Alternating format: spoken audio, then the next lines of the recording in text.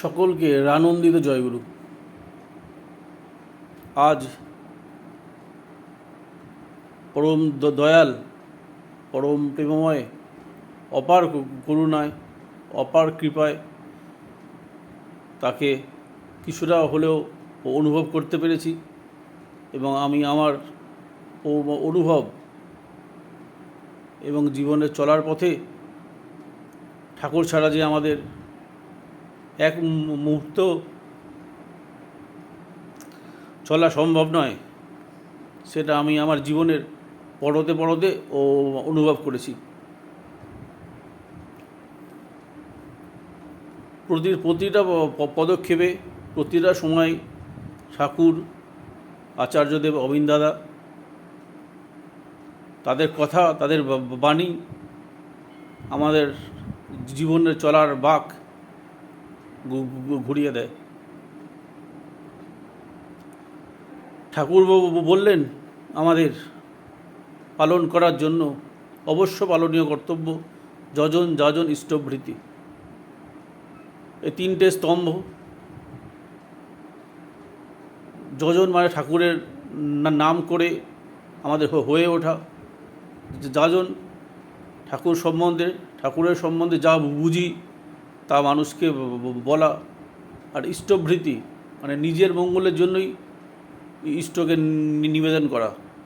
আমরা অনেকে ভাবি ইষ্টভৃতি মানে ঠাকুরেরকে দিচ্ছি আমরা, মোটেও না। আচার্যদেব বলছেন ইষ্টভৃতি আমি আমার নিজের মঙ্গলের জন্যই করছি।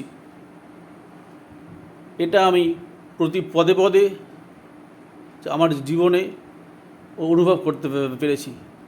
তাই আপনাদেরও বলবো, যজন যাজন ইষ্টভৃতি নিত্য পালনীয়।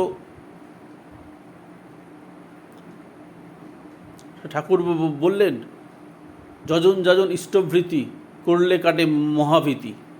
তাই এই যজন যাজন ইষ্টভৃতি আমরা করলে আমাদের অনেক বিপদ আপদ থেকে আমরা রক্ষা পাব।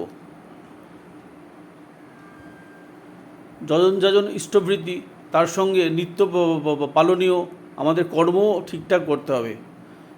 কারণ ঠাকুর বললেন কৃতি বা কর্ম ছাড়া ধৃতি বা ধর্ম হয় না। ঠাকুর আরও বললেন করো হও পাও। ঠাকুর সত্য অনুসরণে আরও বললেন করাই পাওয়ার জননী।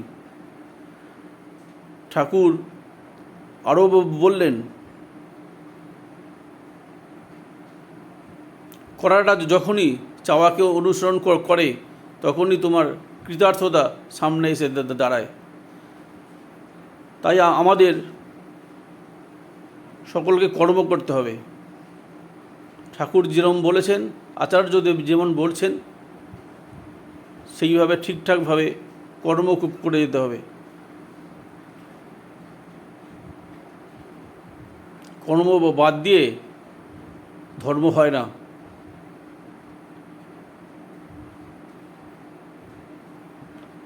পরম প্রেমময় ঠাকুর শ্রী শ্রী অনুকূলচন্দ্র আরও বললেন শিক্ষা, দীক্ষা আর বিবাহ, এই তিনটে স্তম্ভের উপর আমাদের খুব জোর দিতে। ঠাকুর এবং আচার্যদেব, অবিন দাদা যেরকম বলছেন শিক্ষা, দীক্ষা আর বিবাহ, সেইভাবে আমাদের মেনে চললে আমাদের জীবন কোন পর্যায়ে পৌঁছবে তা আমরা নিজেরাই দেখতে পাব। জয় গুরু, বন্দে পুরুষোত্তম।